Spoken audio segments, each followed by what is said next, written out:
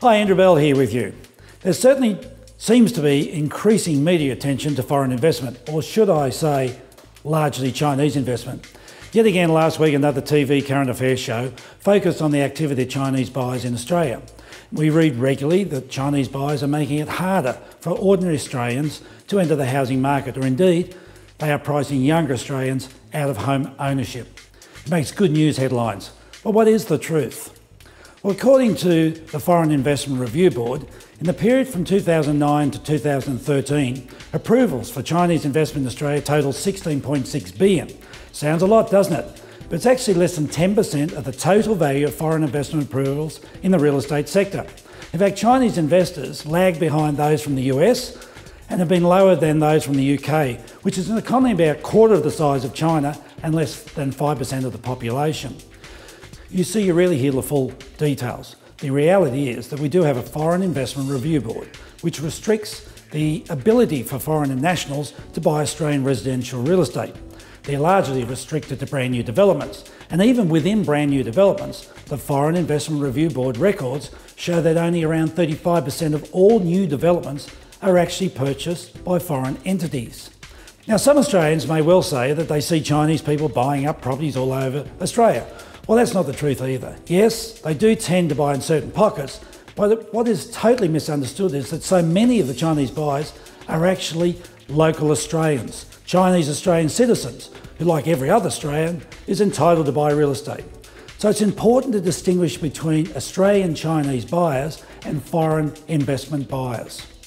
A further study by the Reserve Bank of Australia shows that the total foreign investment approvals, and that is for all foreign investment, is somewhere between 5 and 10% of total home sales. Now, the Chinese component of this investment is only a very small percentage. The reality is that it's only in some pockets of Australia that this activity is concentrated. We should also note here that the majority of the Chinese foreign investment is actually directed towards the higher priced high-rise inner-city apartments or prestige homes. This is hardly taking properties away from the average Australian or first home buyer. Indeed, buying in this segment of the market has only helped the broader economy, as it's helped many Australian property owners sell their properties to a market that was otherwise non-existent or not supported by Australian buyers.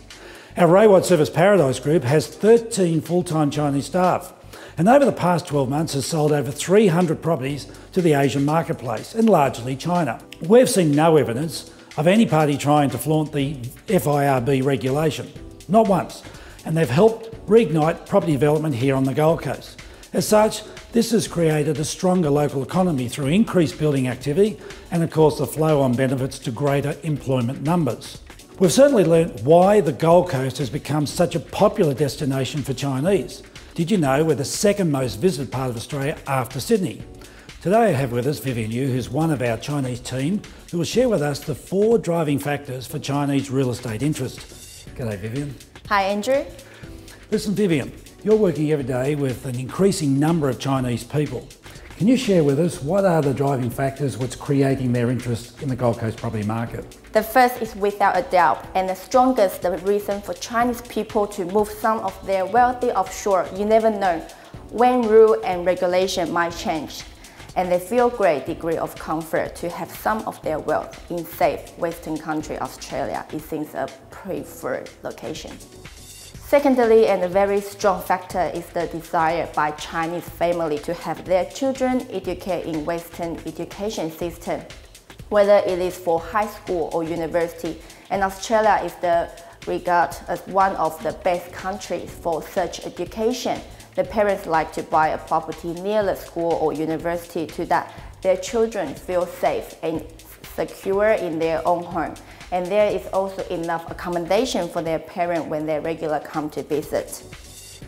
Third are just strict investors looking for good return. There is a concern that Chinese market has over-inflated price. And of course, the Chinese are not silly and do look for good returns. And see, Australia is the one of the countries that is safe and secure to invest in. Finally, there is even increasing middle class in China. Currently, there is approximately 160,000 new millionaires created each year, and they like people from all around the world. look for great destination to holiday, they think the Gold Coast is particular as one of those locations with our theme park and great outdoor attractions such as golfing, fishing, boating. They are looking for holidays home to buy, come to for regular holidays. In fact, many of those ultimately choose to migrate to Australia.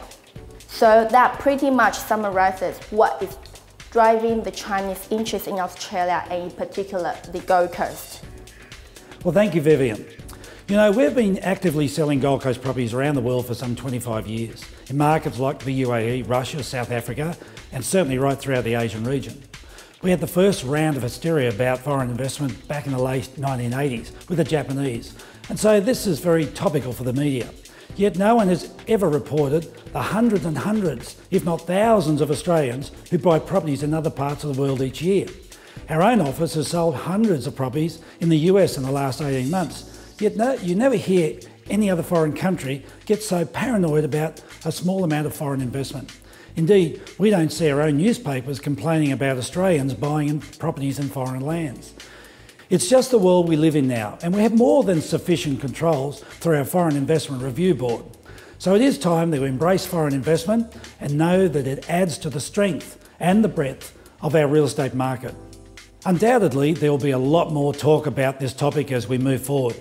We will make a great feature in this year's annual property report in January, so make sure you come along for that. Well, that's it for this week. Thanks for your time and look forward to seeing you in a fortnight's time.